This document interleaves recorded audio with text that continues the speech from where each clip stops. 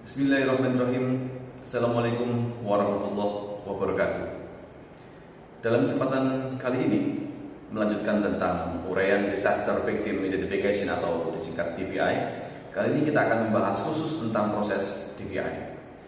Adapun proses DVI seperti yang telah diuraikan pada video sebelumnya, ia meliputi 5 fase di mana setiap fasenya memiliki keterkaitan satu dengan yang lainnya, yang terdiri dari the scene, the mortuary, antemortem information retrieval, reconciliation, dan yang terakhir adalah the briefing.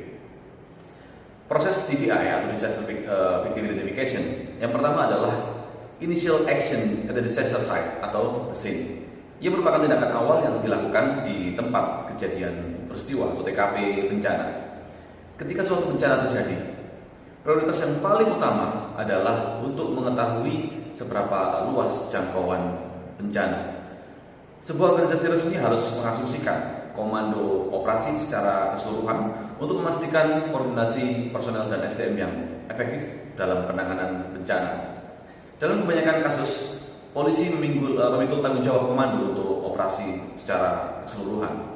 Sebuah tim pendahulu, yaitu kepala tim DVI, ahli patologi forensik, dan petugas polisi harus sedini mungkin dikirim ke TKP untuk mengevaluasi hal-hal seperti keluasan TKP untuk pemetaan jangkauan bencana dan pemberian koordinat untuk area bencana, perkiraan jumlah korban, keadaan mayat, evaluasi durasi yang dibutuhkan untuk melakukan DVI, institusi legal yang mampu merespon dan membantu proses DVI, metode untuk menangani mayat, transportasi mayat, penyimpanan mayat, kemudian aspek kemungkinan kerusakan properti. Pada prinsipnya untuk fase tindakan awal yang dilakukan di situs bencana, ada 3 langkah utama. Langkah pertama adalah to secure atau untuk mengamankan. Langkah kedua adalah to collect atau mengumpulkan, dan langkah ketiga adalah to documentation atau pelabelan. Pada langkah to secure, organisasi yang memimpin komando DVI harus mengambil langkah untuk mengamankan TKP agar TKP tidak menjadi rusak. Langkah-langkah tersebut antara lain adalah yang pertama, memblokir pandangan situs bencana untuk orang yang tidak berkepentingan seperti penonton yang penasaran, wakil-wakil pers, dan lain-lain. Misalnya dengan memasang polis lain. Kedua, menandai gerbang untuk masuk ke lokasi bencana. Ketiga, menyediakan jalur akses yang terlihat dan mudah bagi yang berkepentingan. 4, menyediakan petugas yang bertanggung jawab untuk mengontrol siapa saja yang memiliki akses untuk masuk ke lokasi bencana. Kemudian memeriksa semua individu yang hadir di lokasi. Ini adalah untuk menentukan tujuan kehadiran dan otorisasi. Yang keenam adalah pencatatan data terkait dan orang yang tidak berwenang harus meninggalkan area bencana. Pada langkah to collect, organisasi yang memimpin komando DVI harus mengumpulkan korban-korban bencana dan mengumpulkan properti yang terkait dengan korban yang mungkin dapat digunakan untuk kepentingan identifikasi korban.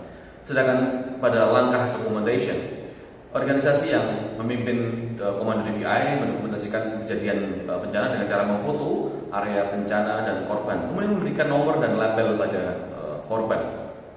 Setelah ketiga langkah tersebut dilakukan, maka korban yang sudah diberi nomor dan label dimasukkan ke dalam kantong mayat untuk kemudian dievakuasi. Proses berikutnya adalah collecting post-mortem data atau the mortuary. Pengumpulan data post-mortem atau data yang diperoleh pasca kematian dilakukan oleh post-mortem unit yang diberi wewenang oleh organisasi yang memimpin komando DVI. Pada fase ini dilakukan berbagai pemeriksaan yang kesemuanya dilakukan untuk memperoleh dan mencatat data selengkap-lengkapnya mengenai korban. Pemeriksaan dan pencatatan data jenazah yang dilakukan antara lain meliputi yang pertama adalah dokumentasi korban dengan mengabadikan foto kondisi jenazah korban. Kedua adalah pemeriksaan fisik, baik pemeriksaan luar maupun pemeriksaan dalam jika diperlukan.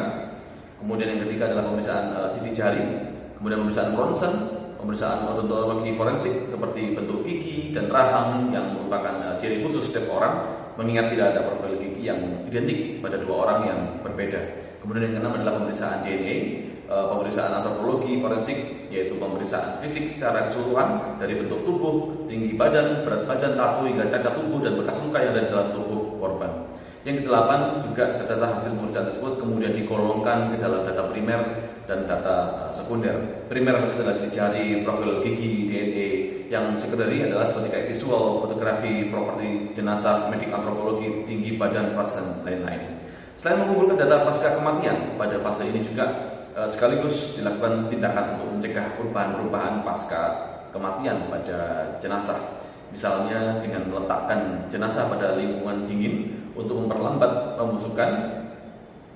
Dan proses berikutnya adalah tentang collecting antemortem data atau antemortem information retrieval. Pada fase ini dilakukan pengumpulan data mengenai jenazah sebelum kematian. Data ini biasanya diperoleh dari keluarga jenazah maupun orang yang terdekat dengan jenazah. Data yang diperoleh dapat berupa foto korban semasa hidup, interpretasi ciri-ciri spesifik jenazah seperti tato, tindik, bekas luka, dan lain-lain. Kemudian rekaman pemeriksaan gigi korban dan data ciri jari korban semasa hidup, sampel DNA orang tua maupun kerabat korban, serta informasi-informasi lain yang relevan dan dapat digunakan untuk kepentingan identifikasi. Misalnya informasi mengenai pakaian terakhir yang dikenakan korban. Proses berikutnya adalah reconciliation.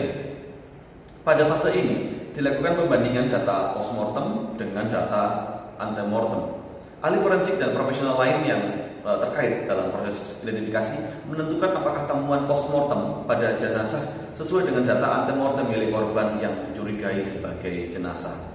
Apabila data yang dibandingkan terbukti cocok, maka dikatakan identifikasi positif atau telah tegak.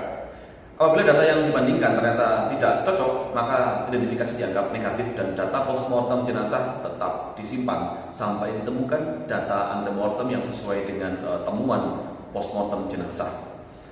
Proses DVI yang selanjutnya adalah returning to the family atau debriefing. Korban yang telah diidentifikasi direkonstruksi sehingga didapatkan kondisi kosmetik terbaik, kemudian dikembalikan kepada keluarganya untuk dimakamkan.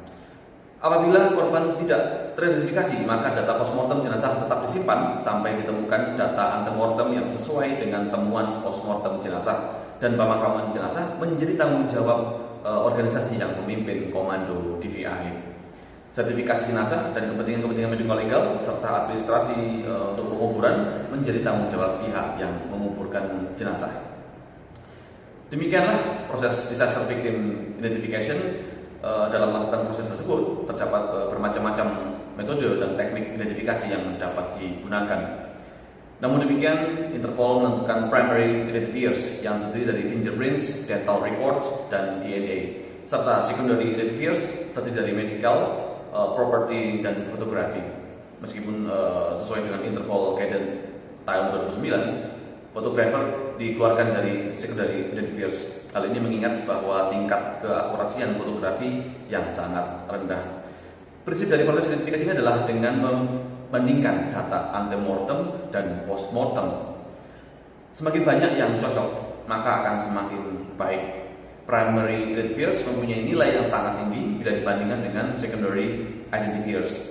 Di dalam menentukan identifikasi seseorang secara positif, Identification Board DVI Indonesia mempunyai aturan-aturan, yaitu minimal apabila salah satu dari primary identifiers dan atau didukung dengan minimal 2 dari secondary identifiers.